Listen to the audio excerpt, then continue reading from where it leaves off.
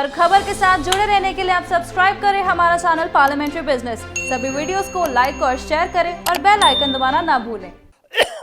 Police का इस्तेमाल राजनीतिक दल अपने अपने हितों में करना चाहते हैं और संविधान की जो व्याख्या है उसके मुताबिक पुलिस राज्यों का विषय है। अलग अलग राज्यों में अलग अलग राजनीतिक दलों की सरकारें हैं। मसलन बिहार में जो लोग शासन कर रहे हैं वो उनसे भिन्न हैं। दूसरे दल के लोग महाराष्ट्र में शासन कर रहे हैं और ये दोनों इसका एक राजनीतिक फ़ायदा सुशांत सिंह की मौत का उठाना चाहते थे। सबसे पहले तो एक बड़ी आश्चर्यजनक चीज़ हुई कि इसमें बिहार पुलिस ने एक एफआईआर दर्ज की। बिहार पुलिस का जुरिडिक्शन नहीं था, लेकिन अब सुप्रीम कोर्ट ने चूँकि कह दिया है तो उसे स्वीकार करना चाहिए हमें। और बिहार पुलिस तफ्तीश करने भी चली गई वहाँ। बम्बई पुलिस के लिए ये कहा जा रहा है कि बम्बई पुलिस को जो तेज़ी जो दिखानी चाहिए थी वो नहीं दिखाई। 174 सीआरपीसी में तो केवल वो एक अननेचुरल डेथ के बारे में जांच पड़ताल कर रहे थे और अभी उन्होंने कोई बाकायदा एफआईआर दर्ज नहीं की थी। तो इसमें ये एक दुर्भाग्यपूर्ण स्थिति है। मुझे लगता है कि इससे बचा जाना चाहिए। अगर हम फेडरल स्ट्रक्चर बनाए रखना चाहते हैं तो हमें इससे बचना चाहिए। मैंने निवेदन किया ना कि दोनों बिहार और बम्बई पुलिस दोनों कुछ अतिरिक्त उत्साह खास अपनी अपनी दिशाओं में दिखा रहे थे। उसकी ज़रूरत नहीं थी, वो सिर्फ राजनीतिक दुरुपयोग की वजह से ऐसा हो रहा था। जिस तरह से सुशांत केस में महाराष्ट्र सरकार की तरफ से लगातार गैर जरूरी बयानबाजी हुई है और मुंबई पुलिस ने जिस तरह ढीले रवैये से जांच की और बिहार पुलिस को सहयोग नहीं किया, वो यही दर्शाता है कि सुशांत सिंह राजपूत केस को गंभीरता से न तो उद्धव ठाकरे समझ पाए और न ही उनके गठबंधन साथी। एक के बाद एक घटनाक्रम ऐसे होते गए कि अब लगता है जैसे सीबीआई जांच का आदेश सुशांत केस के गुनहगार के लिए नहीं बल्कि महाराष्ट्र सरकार के लिए मुश्किलें लेकर आया।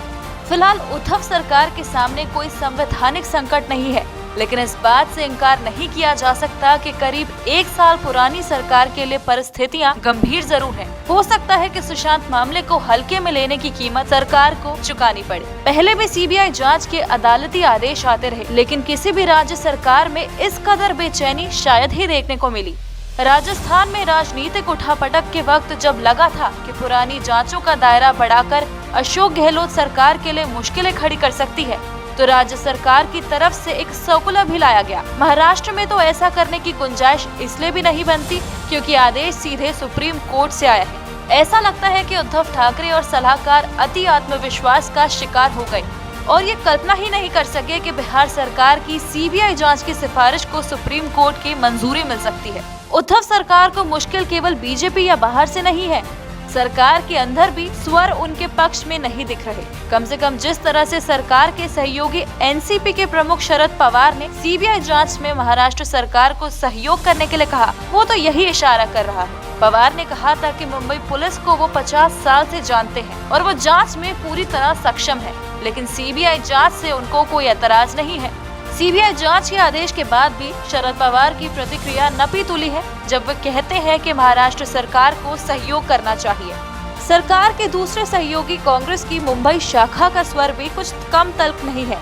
महाराष्ट्र सरकार में शिवसेना की सहयोगी कांग्रेस पार्टी के नेता संजय निरुपम भी प्रदेश सरकार के रवैये पर सवाल उठाते हुए नजर आ रहे हैं। संजय निरुपम ने अपने ट्वीट में लिखा, मुंबई पुलिस नाहक प्रतिष्ठा का प्रश्न न बनाए, सुप्रीम कोर्ट के आदेश का पालन करे, सुशांत सिंह राजपूत की मृत्यु की जांच सीबीआई को सौंप दे।